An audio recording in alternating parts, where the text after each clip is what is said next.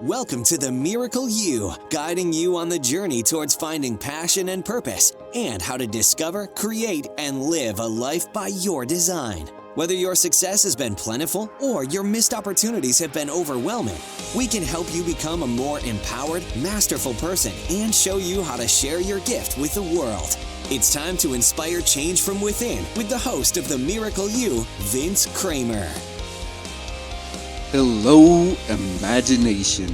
I'm Vince Kramer, your host, and welcome to the Miracle You, where you learn about the magic of living your life by finding the example in real life. So many things happen in our lives as we're growing up.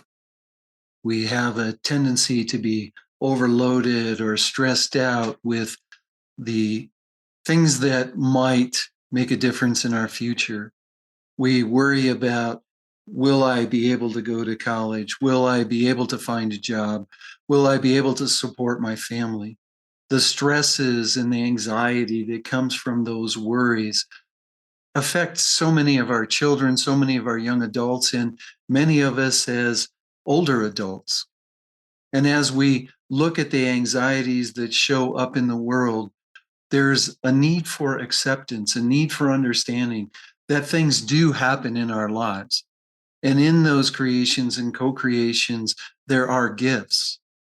But if we're not prepared for the things that happen, the things that might show up in our life, to understand that there will be times in our lives that we feel like we are victims. There may be times in our lives where we feel like everything that we worked for is gone and we don't have any hope on how to move forward. There is help out there. There is the possibility of you finding ways to accept what's happening in your life and find the gift. Find where it's leading you, taking you to more of who you are, taking you towards your divine intent, your mission in life, your purpose. And as you find the ways to cope and move past those things where you feel like you're a victim, your world opens up to so many possibilities. I'm with Dr. Keagen Hadley today. Keagen is an occupational therapy doctor specializing in using psychological treatments such as acceptance and commitment therapy, ACT, with his patients. As a patient and therapist, he has a deep understanding of the interventions and knows how emotional stress can interfere with rehabilitation, daily activities, and overall quality of life. Keagen is also a psychiatric and neurological clinical researcher and the Amazon best-selling author of the book Torn, Overcoming the Psychological Challenges Post-ACL Injury Today. Keagen Hadley, are you ready to share the miracle of you with the imagination? I sure am. Thank you, Vince. I love having you here, and I've been doing a lot of research and hearing your story. There's a lot of things that has happened in your life that's happened in mine. So a kindred spirit, especially in the sports world. Keagen, that was a pretty short bio. Do you mind sharing a little bit more about who you are and what you're doing right now?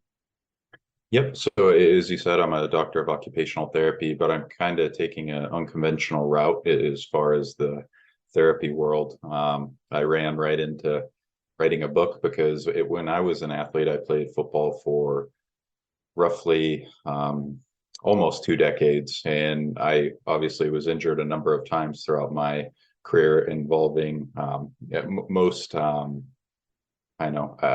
difficult of the injuries that I went through were I tore both my ACLs, requiring 4 surgeries.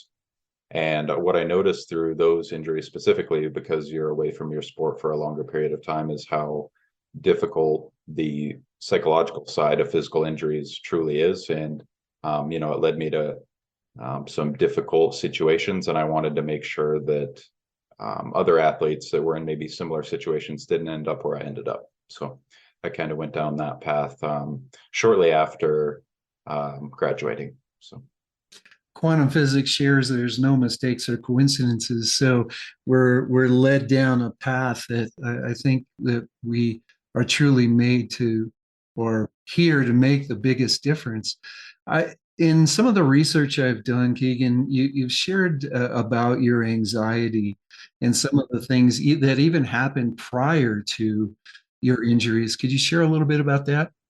Yep. So when was in probably high school, freshman year of high school, I started to have panic attacks. I would kind of hide out in the bathroom, not necessarily to use the bathroom, but just to get away from things because I'd get kind of overstimulated and I'd have a panic attack, which isn't exactly what you think of when you think of like a um, jock, I guess, in high school. So that's something that I knew from a decently young age that I was a little different just from the standpoint of what was going on psychologically. So that definitely started, well before I had any significant joint injuries. Did you see any signs of anxiety before that? No, I was always one of those kids that put a lot of pressure on themselves, and it just kind of came to a head when I was in high school and sports start to get even more serious, and you're really dictating where you're going to go in life through your high school years, and I intuitively knew that, and the pressure just continued to build. So, So then you continued on off to college. Was the your experience of going to college something that also showed signs of the panic world? yeah, I mean, I continued to have the panic attacks intermittently throughout college as well. It was particularly, it was worse obviously when I was playing, pre-game day. I don't know if I've ever told anyone, I guess, but before my first start, I actually threw up, and I continued to, and I played well, unfortunately, in this situation because I felt like I had to do that continually to continue to play well. So I knew that that probably wasn't a normal deal, and it kind of stuck with me all the way through college and then afterward. So. And then we don't expect to have the experiences of the injuries, although we know American football is a pretty tough game, Mhm. and there's a lot of physicalness through all of it. So as you started then experiencing the injuries, Mhm. did that get you thinking more about how to better take care of yourself, or were you still pretty deep into the sports in the school? Um, Not until after my second ACL, my right ACL is when I kind of I'll never claim to be a quick learner, Vince, and I had to go through a lot more than just the physical injuries to learn these types of things. I just kind of kept doing the same thing, and I got the same results, unfortunately. And when we talk about it at Imagine Miracles, we share the fact that we have these circumstances that we co-create in our lives to help us learn and grow and expand. As you started experiencing what therapy was like, what it took to rehab yourself to get back out on the field, what type of things did you start to learn about yourself and to learn about the psychology world actually on the different stresses that we go through just trying to get healthy? Mhm. One thing that I learned is, no matter how tough you think you are physically, some of these longer rehabilitation periods, like an ACL, maybe an Achilles or Tommy John surgery for overhead athletes, the length you are away from your time really takes a toll because many times as athletes, your sport becomes your coping mechanism. Athletes aren't necessarily known for being, very open to psychotherapy or talk therapy. Many times people will laugh at that or not really give it the time of day, but it's definitely needed in those instances where your main coping mechanism goes away because as an athlete, generally you have no other skills. So I mean, you're kind of left to your own devices as far as how you deal with those things. And many times when you're left to your own devices, it's it turns out negatively. Let me ask you this. This is kind of a little bit out there. And Imagine Miracles, we look at the energetic interlacing of different things. Do you think that the stresses mentally, the stresses emotionally also have some part in the physical stresses and the physical injuries?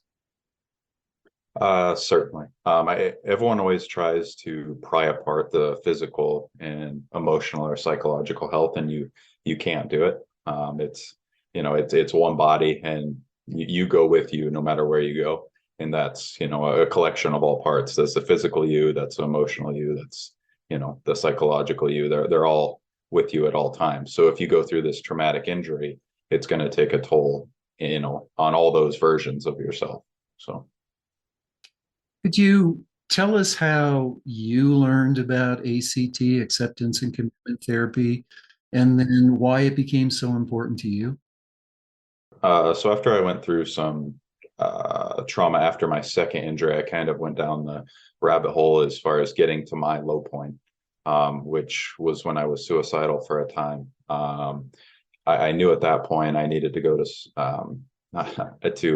therapy to get my life back on track. And that's actually when I got the most frustrated, because I was going to therapy. I knew I was doing what I needed to do, but I wasn't seeing any improvement.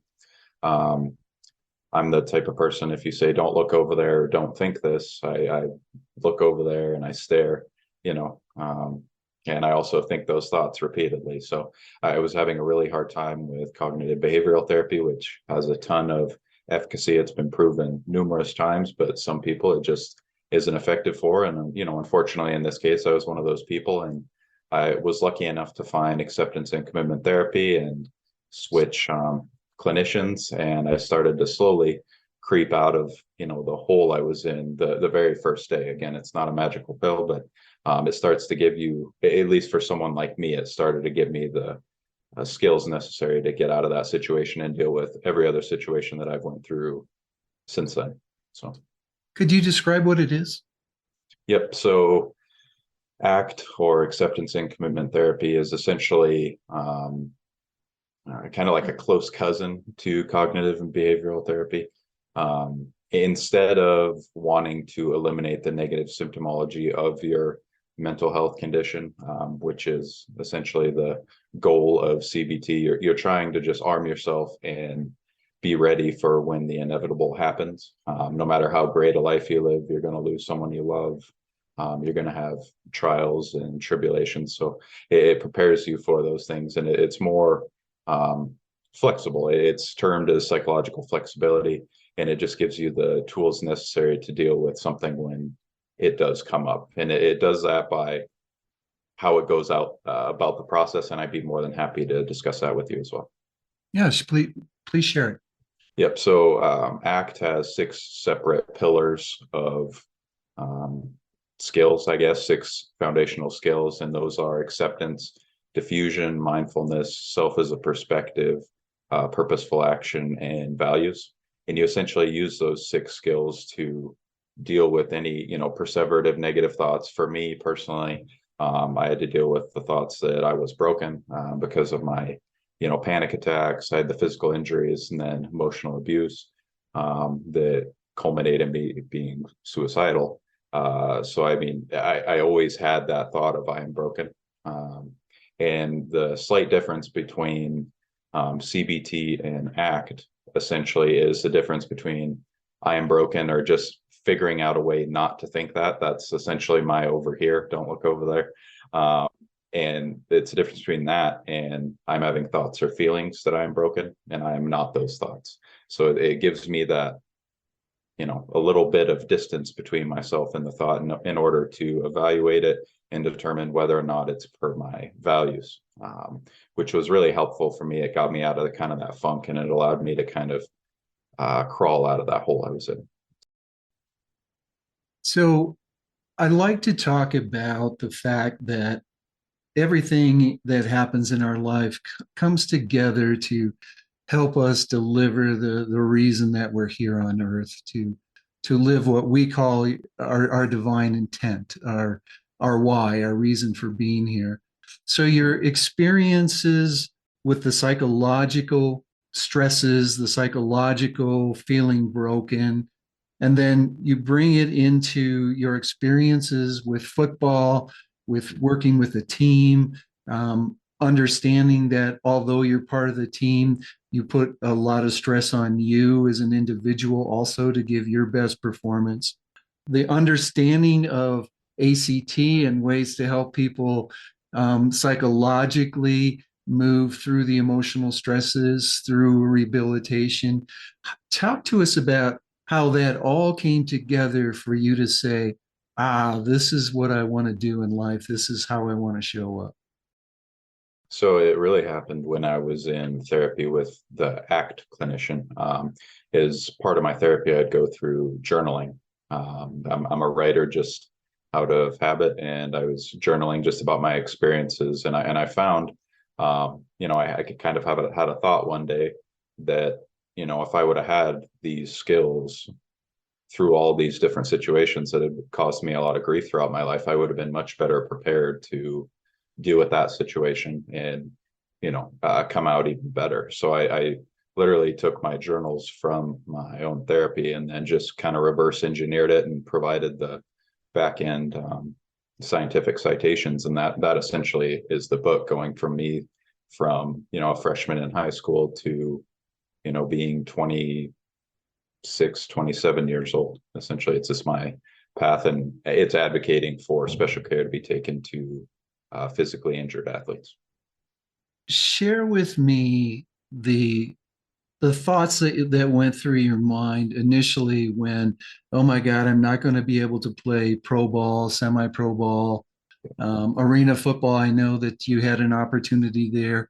What kind of thoughts went through your head there? And then how did you, as you started realizing, oh, I've got something to share, how did that help you go back through those processes? So the one thing that's a real struggle for anyone who has these kinds of situations is the loss of self-identity and self-esteem, because a lot of individuals are garnering all their confidence and self-worth into their role is an athlete, and that's what I was doing. And when you wake up that next morning, when you kind of intuitively know that you're probably done, you really have to take a look in the mirror and figure out who you are underneath that, because I was a football player for the longest time and I wasn't anymore. So you kind of have to figure out what is underneath that and dig into why you were doing what you're doing, which is what I was going through in therapy, and figure out the passion that was inside the pain, essentially. And I found that, and I found that I have almost as much joy each time someone reaches out to me, whether it's via my blog or after reading my book, that's just as rewarding as football ever was for me. Being able to help people who are in those situations where I didn't have anyone, and being able to provide, walk with them through those challenges. Sports as a whole, even high school sports, has come such a long way with providing support. Mhm. But I know there's a long, long way to go. Was there any stigma around you getting therapy, as in therapy to help you through the stresses, through the mentalness of it? Was there any stigma around that when you started? That's the thing. There really was. I'll say there was obviously stigma, because I distinctly remember someone coming in for a visual imagery type day before a game for one of us, and I remember us all kind of snickering about it. So I know there was a stigma, but the thing that is almost worse than that is it wasn't even thought of. Like, I had athletic trainers, exercise physiologists, ATs, surgeons all around trying to help me through this, and no one even discussed the whole other side of it. I mean, we're only essentially looking at one side of the coin the whole time. So that was very frustrating looking back on that. I definitely know that that's a very underutilized aspect of rehabilitation. I know you concentrate on athletes, and but your patients go beyond that. What would you tell a young teenager, 12, 13, 14 years old, who's really starting to feel the stresses of life? I want to share this with you. I had a 14-year-old kid just in a crazy place because he was worried about how he was going to provide for his family. And he's only 14 years old and he's already thinking those type of things. So what would you tell these kids that are already getting themselves into that mindset? I'd say that they need to do what they need to today to put yourself make yourself ready for success later, because obviously that's not a issue that he's probably going to have in the near future. But if you don't take care of what you need to today, like for example starting to cultivate some of these skills, because you're going to have stressful days, whether you're an athlete, whether you're just have a tough job, you need to be prepared for life. And most people aren't. Most people deal with these kinds of stresses in very, very negative ways. So I mean, arming yourself not only physically or intellectually, but also emotionally is very, very important in taking care of what you need to today, not worrying about the past or the future. What would you tell parents? How could you help them help their kids as they're starting to move into those years where they're starting to worry about what am I going to be good enough to go play ball in college? Am I going to be smart enough to possibly get a scholarship? What would you tell parents to help them on their journey? That's a great question. Actually, the people probably maybe a little over half the time I don't speak with athletes directly. I'm actually speaking with their parents first, because parents know their kids better than anyone.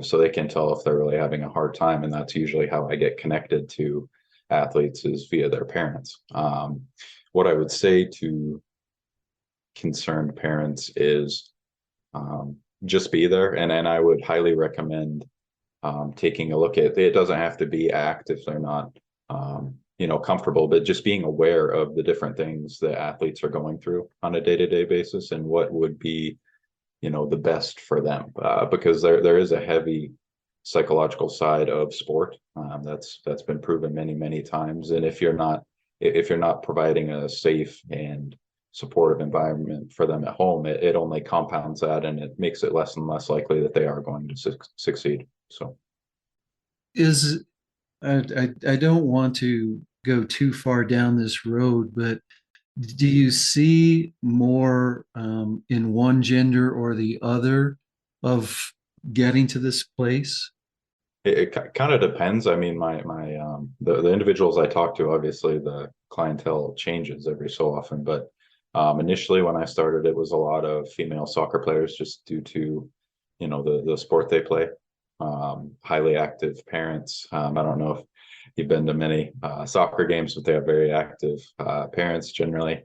But I mean, more and more it's been males as well, because I think there's seems to be more transparency out there, that men know that there's an issue there, and they can tell that there's a big confidence issue that happens when they have these kinds of injuries getting back to the field. So that's becoming more and more normalized as well. But it affects both sexes very, very much, that's for sure. Is there certain things at certain age groups that is harder for them to accept or harder for them to commit to? Mhm. Um, I mean, for all the people that I talk to, one of the most difficult things to discuss is the difference between their true self and their kind of the mask they wear. The self is a context that I spoke to. That was the one that was most difficult for me as well. And showing who you really are to people, and realizing that we all have this tendency to put a mask on, try to be special, try to put forth that we're inherently better than others, is um, it has a lot of negative consequences. And once you realize those things, you'll start to notice yourself doing it. It's kind of hard not to. For example, if you show up to work one day at 8 a.m. and you're a little tired, and a colleague asks you, hey, I can tell you're tired, what's going on? Well, you might say, I'm just putting out a potential scenario.